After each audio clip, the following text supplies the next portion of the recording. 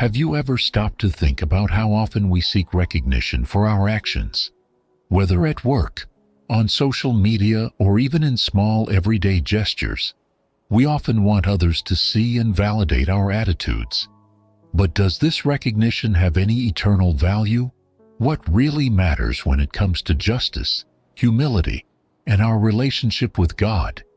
Jesus, in teaching about true justice, presents us with a completely different path to the one the world insists on showing us. At a time when appearances were everything, where the Pharisees dressed pompously and prayed aloud to be admired, he revealed a secret that few were ready to hear. What you do in secret carries more weight in heaven than any public display of piety. Imagine for a moment. A rich man enters the temple with a purse full of coins. He makes a point of pouring them slowly into the vault so that the sound echoes through the room and everyone can see his generosity. In the corner, an elderly widow approaches with 2 insignificant coins and deposits them silently, without attracting attention. Jesus, observing this scene, says that the woman has given more than the rich man. But how is that possible? Because God doesn't look at the amount, but at the intention of the heart. If this message is touching your heart, and you believe that more people need to hear it, take the opportunity to leave a super thank you here on the video and subscribe to the channel. This helps us to continue spreading the word and reaching more lives. In Jesus' day, many religious people sought recognition. They fasted with sad faces so that others would notice their devotion. They prayed long prayers in synagogues and squares to be admired. They gave alms extravagantly so that their good deeds would be noticed. But Jesus revealed a shock of reality. Truly, I tell you, they have already received their reward. Matthew 6:2.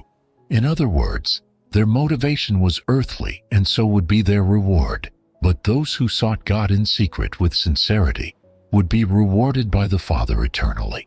This teaching confronts not only the Pharisees of the past, but also our own society. We live in an age where good deeds are often used as a method of self-promotion. It's not uncommon to see gestures of kindness being recorded on videos in order to gain popularity. But the question is, if no one was watching, would you still do it? By the way, take this moment and leave a super thank you on the video if this message is making sense to you.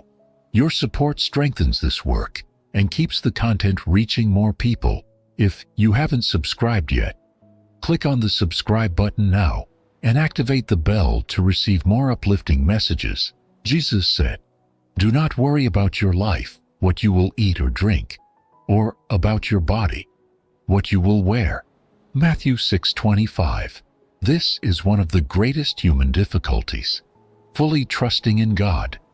When bills are piling up, when doors seem closed, when the future seems uncertain, fear overwhelms us. Jesus reminds us that worry is futile, for which of you, no matter how much he worries, can add even 1 hour to his life? Matthew 6:27. He teaches us to look at nature and see God's faithfulness in it. Look at the birds of the air. They don't plant, harvest, or store food, but they are sustained daily by their Creator. What does this teach us? That if God takes care of a simple bird, how much more will he take care of us, his beloved children? But this trust doesn't come automatically. It's often a daily exercise, a continuous learning to surrender our fears and anxieties to God. And how can we practice this trust? Through prayer, meditation on the Word, and a life of gratitude. When we remember what God has done in the past, our faith is strengthened to face the future. We live in a world that exalts accumulation. We measure a person's success by what they own: the house, the car, the bank balance. But what if we are accumulating treasures in the wrong place? Jesus warns us about the fragility of earthly riches. They can be stolen, eroded by time. They can disappear from one moment to the next. But spiritual riches, faith, love, generosity, are eternal. That doesn't mean it's wrong to work and prosper. The problem lies in making money a lord, a god. That's why Jesus was categorical. No one can serve two masters. Either you will hate one and love the other, or you will devote yourself to one and despise the other. You cannot serve God and money. Matthew 6:24. The solution Jesus offers us is a complete transformation in the way we see life. He invites us to practice justice in secret, without seeking human recognition. Pray sincerely, instead of repeating empty words.